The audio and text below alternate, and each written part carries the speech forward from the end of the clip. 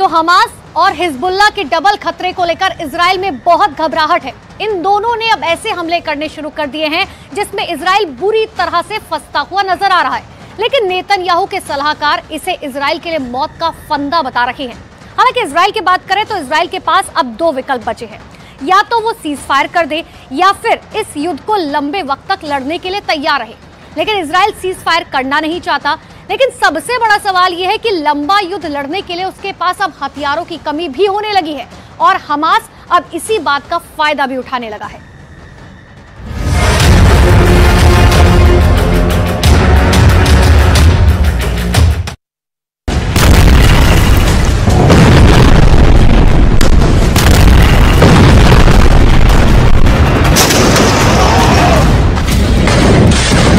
Video के एक एक फ्रेम को बहुत गौर से देखिए। हमास अपने से कई गुना शक्तिशाली इजराइल की सेना से कैसे लड़ रहा है,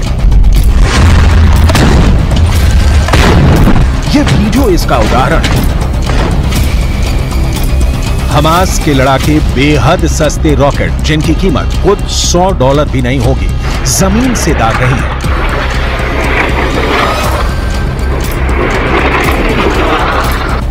इतना सस्ता और जुगाड़ का रॉकेट हमास ने तैयार किया है कि इजराइल भौंचक्का है। इन सस्ते से रॉकेट के लिए इजराइल को अपने लाखों डॉलर की मिसाइलें खर्च करनी पड़ रही है, क्योंकि गाजा की ओर से आया एक तिनका भी इजरायली डिफेंस के टारगेट पर है और वो इजराइल की सीमा में दाखिल हो उससे पहले नष्टो नाबूद किया जाना जरूरी है।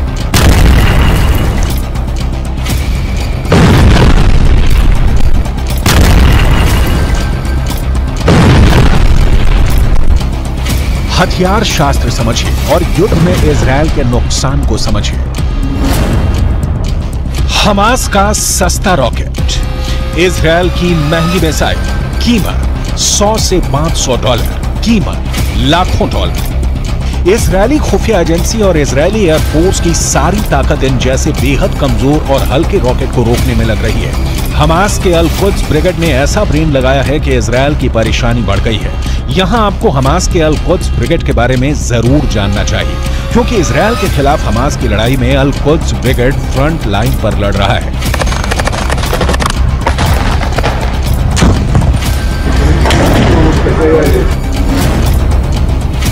अल कुद्स ब्रिगेड गाजा में हमास के बाद नंबर 2 संगठन है। 1981 से यह संगठन फिलिस्तीन में इस्लामिक राज स्थापित करने के लिए इजराइल के साथ हिंसक जंग लड़ रहा है। अल कुद्स के टॉप लीडर का नाम है जियाद अल नाखल्ला। ये खुद सीरिया की राजधानी दमिश्क में रहते हैं, लेकिन वहीं से अपने लड़ाकों को ऑर्डर देते रहते हैं। हमास कैसे इजराइल की वॉर स्ट्रेटेजी का तोड़ निकाल रहा है, इसकी कुछ और डिटेल आपको आगे दिखाएंगे, क्योंकि युद्ध में जीत की गारंटी आर्थिक नुकसान की तुलना में हमेशा बड़ी होनी चाहिए। लेकिन इजराइल के साथ ऐसा नहीं हो रहा।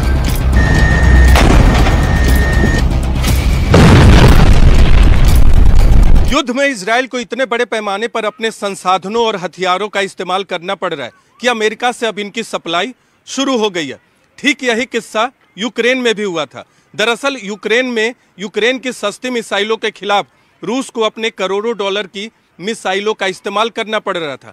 हमास के सस्ते रॉकेट के खिलाफ इजराइल अपने महंगे मिसाइलों का इस्तेमाल कर रहा है, यानी गाजा को जलाने की कीमत इजराइल को भुगतनी पड़ रही है। इजराइल ने इससे बचने के लिए आसमान में अपने सबसे खतरनाक परिंदे में से एक को पिंजरे से बाहर निकाला है। इस परिंदे वाले हथियार की जरूरत इसलिए पड़ी क्योंकि इजराइल पर हमले के बाद हमास के लड़ाके सुरंगों में छिप जाते हैं, जिसकी वजह से इजराइल की सेना को उन्हें ठिकाने लगाने में परेशानी होती है।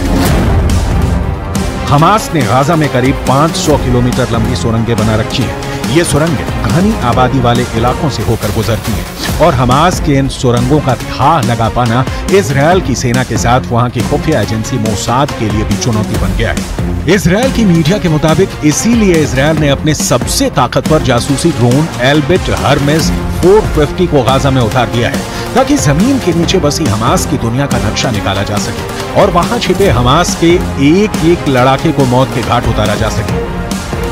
इजरायली मीडिया का दावा है कि यह जासूसी ड्रोन निगरानी के लिए बेहद कारगर है। इसे इतना ताकतवर माना जाता है कि यह पाताल में छिपे दुश्मन का भी पता लगा सकता है। इजरायल की मीडिया के मुताबिक ये ड्रोन एक बार में करीब 20 घंटे तक उड़ान भर सकता है। इसकी रेंज करीब 300 किलोमीटर तक बताई गई। एल्बिट हर्मेस 450 ड्रोन करीब 170 किलोमीटर प्रति घंटे की रफ्तार से उड़ान भर सकता है। और सबसे खास है इसका रेडार सिस्टम, जो जमीन के नीचे होने वाली हलचल का भी पता लगा सकता है, वो भी 18,000 फीट की ऊंचाई पर उड़ान भरते हुए। इजरायल के पास दुनिया की सबसे लेटेस्ट तकनीक वाले ड्रोन मौजूद हैं। इजरायल के पास हमास के खिलाफ लड़ने के लिए अभी बहुत से हथियार भी हैं, जिनका इस्तेमाल इजरायल युद्ध जारी रहा तो जरूर कर सकता है। दूसरी ओर ड्रोन के स्तर पर हमास भी कमजोर नहीं है। कामिकाज़े ड्रोन टेक्नोलॉजी को ईरान के जरिए हमास के आतंकवादियों तक पहुंचाया गया है। इसके जरिए इजरायल की फौज के हर एक मूवमेंट को हमास के लड़ाके पहले ही जान लेते हैं। काले रंग का कामिकाज़े ड्रोन आत्मघाती हमलावर है। इसी ड्रोन के जरिए अभी तक आईडीएफ के खिलाफ हमास ऑपरेशन को अंजाम देते आया है। ये यूक्रेन में इस्तेमाल किए जा रहे ईरान के शाहिद ड्रोन का सस्ता वर्जन है। हमास की सुरंगों में अभी काफी हथियार बचे हुए हैं, जिससे जमींदोज किए बिना हमास का संपूर्ण विनाश संभव नहीं है। लेकिन इजरायल के साथ परेशानी यह है कि हमास ही अकेला दुश्मन नहीं है। लेबनान के हिजबुल्लाह भी हैं, यमन के हूथी विद्रोही भी हैं, जिनकी ओर से हमास के समर्थन में इजरायल पर मिसाइलों और रॉकेट से हमले हो रहे हैं। हालात इतने बदतर हैं जैसे कभी भी किसी भी वक्त तीसरा विश्व युद्ध भड़क उठे।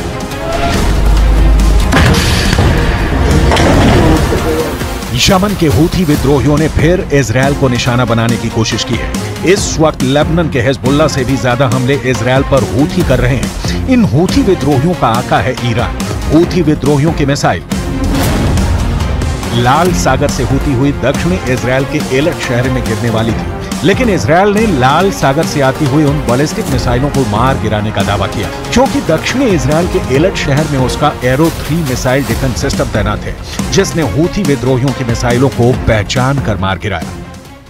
הלחימה נמשכת, אין הפסקת אש, אנחנו חוזרים על זה, אין הפסקת אש, אנחנו ממשיכים להילחם. हूथी विद्रोहियों को रोकने के लिए अमेरिका ने लाल सागर में अपना एयरक्राफ्ट कैरियर आइजनहावर उतारा है, तो वहीं हिजबुल्लाह के खिलाफ भूमध्य सागर में जेराल्ड फोर्ड पहरा दे रहा है।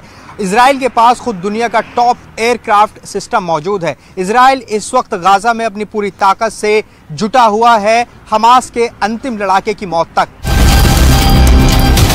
यमन से आती मिसाइल को इजरायल के एरो 3 मिसाइल डिफेंस सिस्टम ने नष्ट कर दिया। इजरायल का एरो 3 मिसाइल डिफेंस सिस्टम सटीक हमले करने में माहिर है और मिसाइल को ट्रैक करके उसे हवा में तबाह करने का दम रखता है। इजरायल ने जब एरो 3 मिसाइल डिफेंस सिस्टम का टेस्ट किया था तो ये 100% सफल रहा था। हमास किसी भी स्तर पर इजरायल के सामने नहीं टिक सकता। लेकिन सवाल है कि इस युद्ध का अंत क्या है? क्या किसी साजिश के तहत पश्चिमी एशिया को जलाने की कोशिश की जा रही है? क्योंकि इस वक्त जो साफ दिख रहा है वो ये कि गाजा की आग में आम फिलिस्तीनी मर रहे हैं, लेकिन उस आग में कई दूसरे देश हाथ सेक रहे हैं। दरअसल रूस, ईरान और चीन ये तीनों नहीं चाहते कि माहौल शांत हो, क्योंकि इन तीनों देशों को पता है कि पश्चिम एशिया उनके दुश्मन अमेरिका की कमजोर कड़ी है और इजरायल की वजह से अमेरिका दुनिया में अलग थलग पड़ता जा रहा है, क्योंकि गाजा में जो कुछ हो रहा है उसके लिए अमेरिका को भी जिम्मेदार ठहराया जा रहा है। ये तीनों देश इसका फायदा उठाना चाहते हैं और इसीलिए पश्चिम एशिया के मुस्लिम देशों को अमेरिका के खिलाफ इन लोगों ने खड़ा करना शुरू कर दिया। पश्चिम एशिया के मुस्लिम देशों की संख्या अच्छी खासी है। अगर रूस, ईरान और चीन को Iraq, Jordan, Kuwait, Lebanon, Oman, फिलिस्तीन, कतर, सऊदी अरब, सीरिया, तुर्की, संयुक्त अरब अमीरात और यमन जैसे देशों का साथ मिल गया तो फिर पूरी बाजी ही पलट सकती है। इन सारे देशों के बीच इजरायल अमेरिका के खिलाफ एक होने की ताकत उस लेवल पर कभी नहीं रही, जैसा कि दावा किया जाता रहा है। संयुक्त अरब अमीरात और ईरान के बीच भी सुलगते मुद्दे हैं। 22 देशों का अरब संगठन शब्दों का खेल खेल रहा है। फिलिस्तीन में मानवीय मदद के नाम पर कुछ ट्रकों को भेजे जाने के अलावा इन देशों ने कोई कदम नहीं उठाया। ईरान के राष्ट्रपति इब्राहिम रईसी अपने शब्दों से ही परमाणु युद्ध छेड़ते रहे हैं। जमीन पर उनका एक भी शब्द सही नहीं उतरा है। युद्ध में कमजोर का मारा जाना तय है और हमास इजरायल से बहुत बहुत बहुत कमजोर है। लिहाजा गाजा जल रहा है। धू कब तक जलेगा कोई नहीं जानता।